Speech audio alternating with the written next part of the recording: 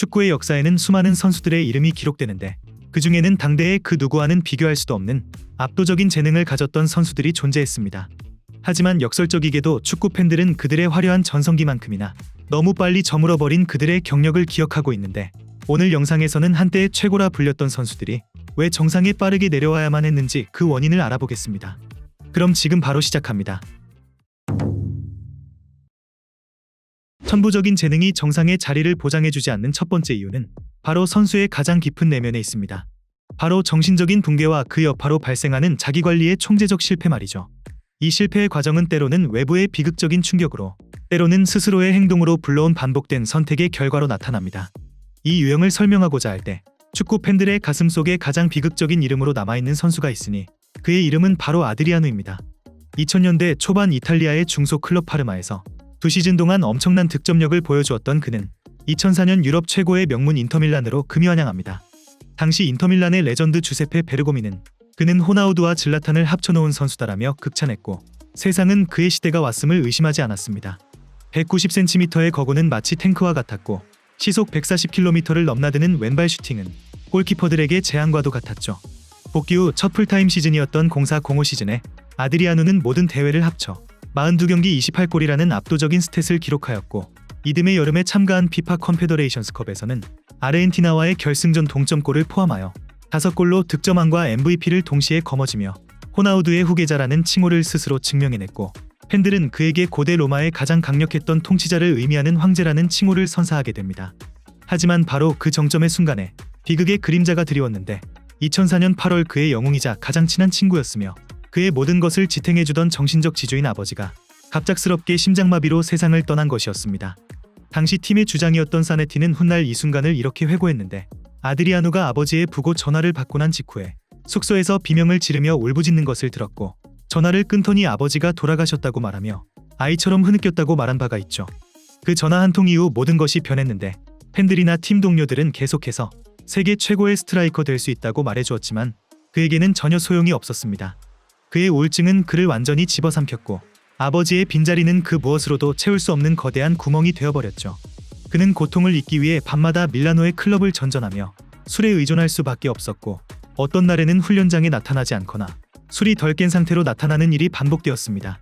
04-05 시즌 28골을 터뜨렸던 그의 득점 기록은 06-07 시즌 단 6골로 곤두박질 쳤는데, 그의 날카롭던 움직임은 둔해졌고 관리되지 않은 몸은 눈에 띄게 불어났죠. 결국 2008년 인터밀란은 그를 브라질로 임대 보냈고, 이후 고국 플라멩고에서 잠시 부활하는 듯한 모습을 보였지만 그것은 마지막 불꽃에 불과했고, 이후 여러 유럽 팀을 거치며 유럽 무대 재기를 노렸지만 그의 몸과 마음은 그라운드가 떠나 있었죠. 결국 아버지의 죽음이라는 거대한 슬픔을 이겨내지 못하며 세계를 호령했던 재능을 어떻게 평범한 이하로 추락시키는지를 너무나 잘 보여주는 가장 비극적이고 대표적인 사례로 남게 되었습니다. 아드리아노의 몰락이 외부의 충격으로 제어할 수 없이 무너진 경우라면 스스로의 행동이 화려한 재능을 끊임없이 갉아먹은 경우도 있는데, 바로 악마의 재능으로 불리던 마리오 발로텔리입니다. 그는 20세의 나이로 골든보이 상을 수상했고, 유로 2012 준결승에서는 멀티골을 터뜨리며 그 순간만큼은 그가 세상의 중심이었습니다. 하지만 그의 커리어는 실력보다 기행과 스캔들로 더 자주 헤드라인을 장식했는데, 그를 세계적인 선수로 키워낸 로베르토 만치니 감독은 훈련장에서 그의 멱살을 잡으며 분노를 표출해야 했고, 천하의 조세 모리뉴 감독조차 그를 지도했던 2년 동안의 이야기를 쓰면 200페이지짜리 코미디 책이 나올 것이라며 혀를 내둘렀죠.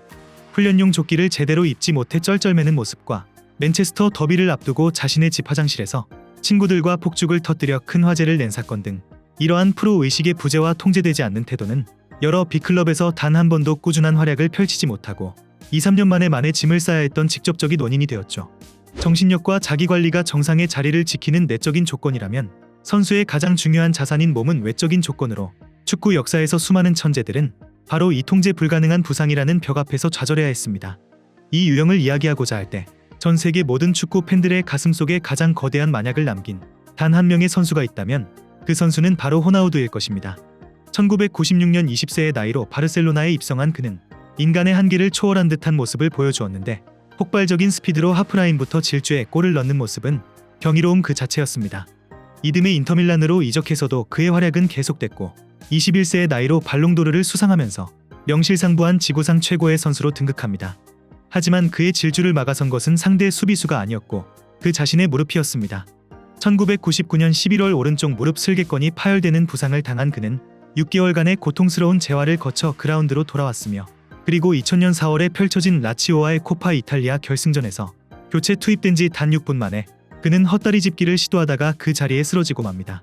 오른쪽 무릎 슬개건이 완전히 끊어지는 의학계에서도 보기 드문 끔찍한 부상이었고 고통에 울부짖는 그의 모습에 상대팀 선수들마저 머리를 감싸쥐었고 전 세계 축구 팬들은 충격에 휩싸이게 됩니다.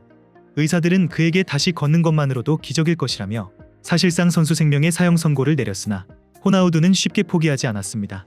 20개월이라는 상상조차 힘든 재활을 거친 그는 2002년 한일 월드컵에서 거짓말처럼 부활하는데 8골을 터뜨리며 브라질의 5번째 우승컵을 안기고 득점왕에 오르는 축구 역사상 가장 위대한 인간 승리 드라마를 써냅니다.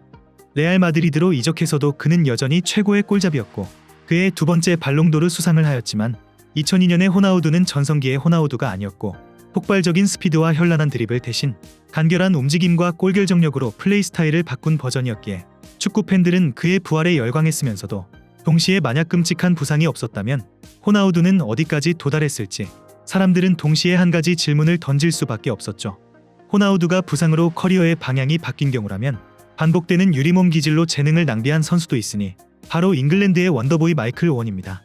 1998년 월드컵에서 혜성처럼 등장한 그는 폭풍 같은 스피드로 2001년 발롱도르까지 수상했지만 고질적인 햄스트링 부상은 그의 커리어 내내 발목을 잡았습니다. 결국 그는 레알 마드리드 이적 이후 스피드를 잃고 페널티 박스 안에서의 생존을 모색하는 평범한 공격수로 변해야만 했죠. 강인한 정신력이 내적인 조건이고 건강한 신체가 외적인 조건이라면 선수의 커리어가 펼쳐지는 무대 자체를 결정하는 것은 바로 선택과 환경입니다. 때로는 더 높은 곳을 향한 꿈의 이적이 역설적이게도 선수의 재능을 가두는 덫이 되기도 합니다. 이러한 비극을 가장 극적으로 보여주는 선수는 바로 독일의 골든보이 마리오 괴체입니다. 2010년대 초반 클롭 감독의 도르트문트는 게겐프레싱이라는 혁신적인 전술로 유럽을 뒤흔들었고 그 중심에는 10대의 마리오 괴체가 있었습니다. 그는 팀의 공격을 지휘하는 천재적인 플레이메이커였고 독일의 메시라는 찬사를 받으며 독일 축구의 미래 그 자체로 평가받았습니다.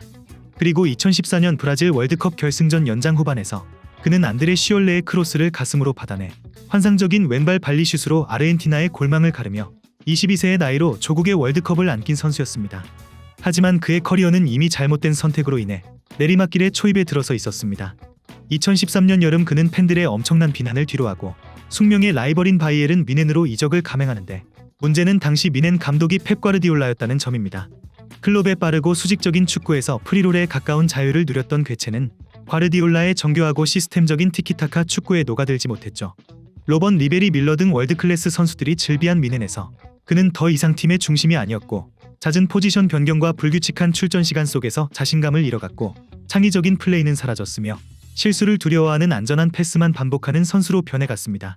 엎친 데 덮친 격으로 2017년에는 신진대사 장애라는 희귀병 진단을 받으며 부진의 원인이 심리적인 문제만이 아니었음이 밝혀지기도 했죠. 괴체의 사례와 놀라울 정도로 흡사한 길을 걸어간 선수가 있으니 바로 브라질의 마법사 필리페 쿠티뉴입니다. 리버풀 시절의 쿠티뉴는 팀의 왕이었는데 마법사라 불리며 팀의 모든 공격을 지휘했고 페널티 박스 바깥에서 감아차는 오른발 슈팅은 그의 시그니처였죠. 하지만 그는 바르셀로나로 이적한 이후부터 그는 전술적으로 길을 잃고 말았는데 메시가 버티고 있는 공격 지역에서 그가 자유롭게 뛸 공간은 없었고 이니에스타의 대체자로서 중앙 미드필더 역할을 맡기에는 수비력과 활동량이 부족했습니다. 결국 그는 어정쩡한 윙어 혹은 미드필더로 전락했고 천문학적인 몸값에 대한 비난과 홈팬들의 야유 속에서 자신감을 완전히 상실하게 되었죠. 이렇게 지금까지 무너져 내린 천재들의 이야기를 알아보았는데 우리가 리오넬 메시와 크리스티아노 호날두를 신계라 부르며 경외하는 이유는 단순히 그들의 스탯과 트로피 때문만이 아니며 15년이 넘는 시간 동안 이 모든 조건을 충족시키며 스스로를 증명해왔다는 비현실적인 꾸준함과 자기관리 때문입니다. 그들의 존재 자체가 얼마나 경이로운 일인지를 우리는 비운의 천재들을 통해 다시 한번 깨닫게 되는데 여러분 기억 속에 가장 큰 아쉬움으로 남아있는 선수는 누구인가요? 댓글로 많은 의견 남겨주시면 감사하겠습니다. 그럼 이번 영상은 여기서 마치며 지금까지 에띵이었습니다.